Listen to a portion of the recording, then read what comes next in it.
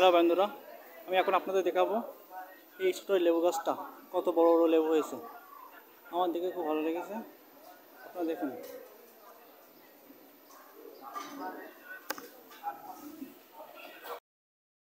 লেবুগুলো অনেক বড় এবং দেখতে অনেক সুন্দর।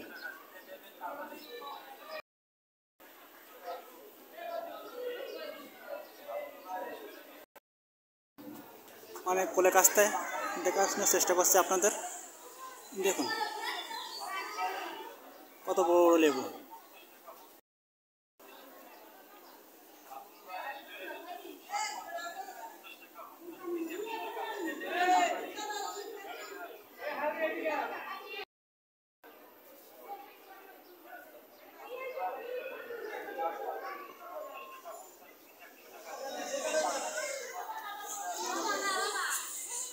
আমার ভিডিওটা যদি আপনাদের ভালো লেগে থাকে তাহলে লাইক, কমেন্ট এবং সাবস্ক্রাইব করবেন।